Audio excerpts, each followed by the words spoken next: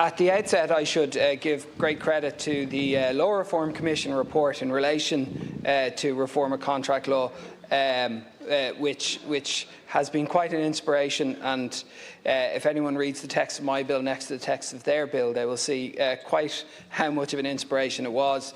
When I told people I was going to bring a bill forward on contract law, a lot of people quite simply laughed and said, well, that's not going to set the world on fire, is it?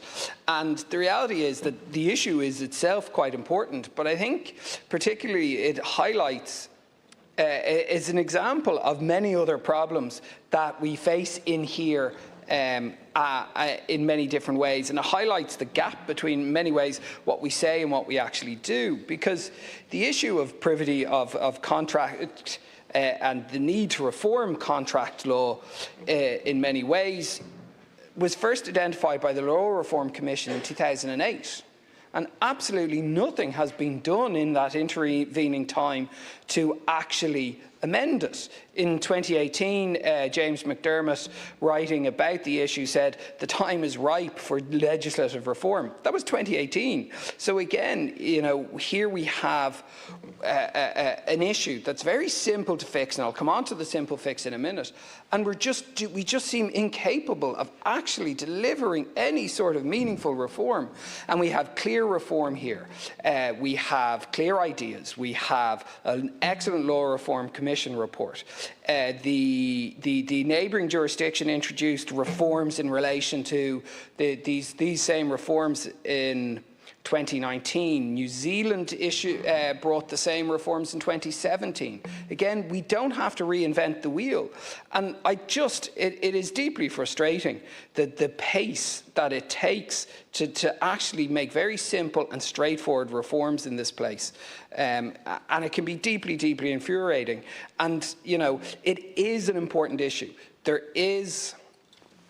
Before I move on to why the issue is important, I'll give one other example of how this is very emblematic of problems. We have made some of these reforms, but in a very ad hoc, piecemeal, tokenistic way.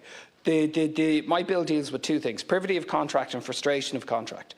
Section 21 of the Consumer Insurance Contracts Act 2019 issued reform of privity in relation to consumer insurance contracts. So again, we're doing it in this piecemeal, ad hoc, making it up as we go kind of way, when there is very simple, straightforward things. And I know I'm talking about something that can seem quite removed, but again, I think it's emblematic of a wider malaise that we need to be talking about. But this is an important issue.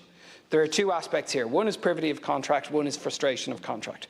Privity of contract is about who can benefit from the contract and who can benefit from protections in that contract. And when we have subcontractors, when we have vast, complicated legal arrangements and financial arrangements, the person who needs the protection of the contract to hold someone to account is often left without any benefit or protection of that contract. It creates legal uncertainty. It creates challenges and barriers to access to justice. It prevents people vindicating their own rights.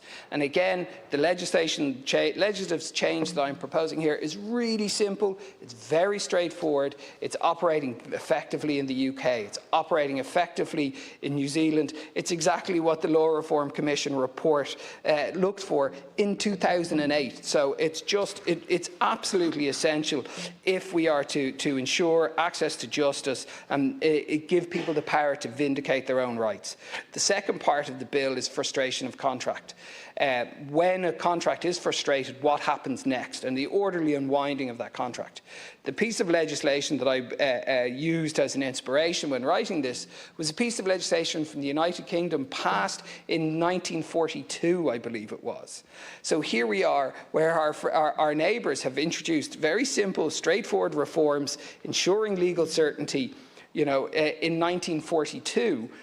And we're carrying on, and it remains to me deeply frustrating that we seem to fail to learn these simple, quick, easy lessons. But here we have these two things put together neatly in one bill, and I would ask the government to really look at this and take it on themselves, because these are very simple, straightforward things, and it should not take so long. Thank you.